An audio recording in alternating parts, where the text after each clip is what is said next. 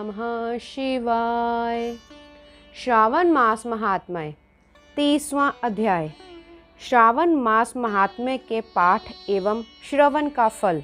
ईश्वर बोले, हे सनत कुमार, मैंने आपसे श्रावण मास का कुछ महात्म्य कहा है। इसके संपूर्ण महात्म्य का वर्णन सैकड़ों वर्षों में भी नहीं किया जा सकता।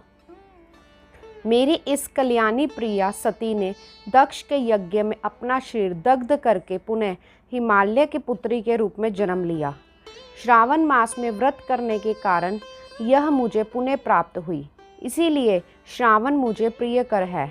ये मास ना अधिक शीतल होता है, ना अधिक उष्ण होता है।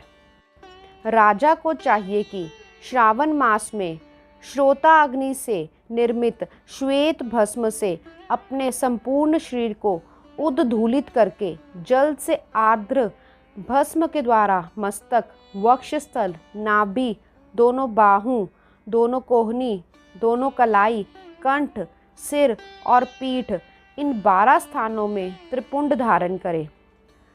मांसतो के मंत्र से अथवा सद्योजात आदि मंत्र से अथवा षडाक्षर मंत्र से भस्म के द्वारा शरीर को सुशोभित करे और शरीर में 108 रुद्राक्ष धारण करे।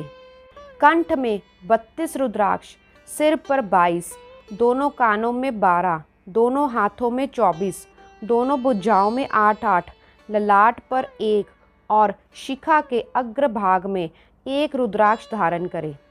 इस प्रकार से करके मेरा पूजन कर पंचाक्षर मंत्र का जप करे। हे विपेंद्र, श्रावण मास में जो ऐसा करता है वह मेरा ही स्वरूप है, इसमें संदेह नहीं है। इस मास को मेरा अत्यंत प्रिय जानकर केशव की तथा मेरी पूजा करनी चाहिए। इस मास में मेरी अत्यंत प्रिय तिथि कृष्ण अष्टमी पड़ती है। उसी दिन भगवान श्री हरि देवकी के गर्भ से उत्पन्न हुए थे। हे सनत कुमार, ये मैंने आपको संक्षेप में बताया है। अब आप और क्या सुनना चाहते हैं? सनत कुमार बोले, हे पार्वती पते, आपने श्रावण मास का जो कृत्य कहा, आनंद सागर में निमग्न रहने के कारण और उनका वर्णन विस्तृत होने के कारण व्यवस्थित रूप से स्मृति नहीं बन पाई। अतः हे नाथ, आप क्रम से सबको यथार्थ रूप से बताइए। सावधानी से सुनकर मैं भक्ति पूर्वक उन्हें धारण करूँगा। ईश्वर बोले, हे सनत कुमार, श्रावण मास की शुभ अनुक्रमणिका को आप सावधान होकर सुनिए।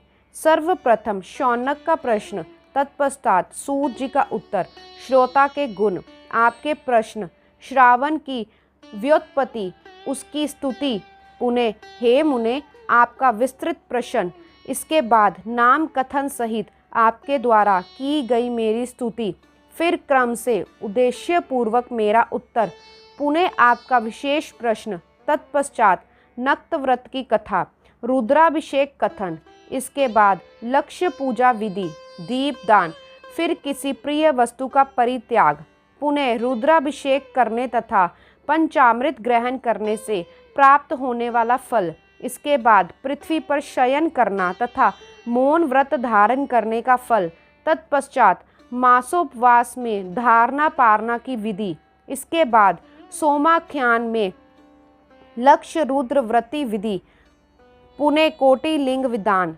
तदंतर अनोदन नामक व्रत कहा गया है। इसी व्रत में हविष्यान ग्रहण, पत्तल पर भोजन करना, शाक त्याग, भूमि पर शयन, प्रातः स्नान और दम तथा शम का वर्णन, तत्पश्चात स्फटिक आदि के लिंगों में पूजा, जप का फल, तत्पश्चात प्रदक्षिणा, नमस्कार, वेद पारायण, पुरुष सूक्त की विधि, तत्पश्चात ग्रह यज्ञ की विधि, रवि, सोम, मंगल के व्रत का विस्तार पूर्वक वर्णन, पुनः बुद्ध गुरु का व्रत, इसके बाद शुक्रवार के दिन जीवंती का व्रत, पुनः शनिवार को नरसिंह, शनि, वायुदेव और अश्वत्थ का पूजन, ये सब कहे गए हैं।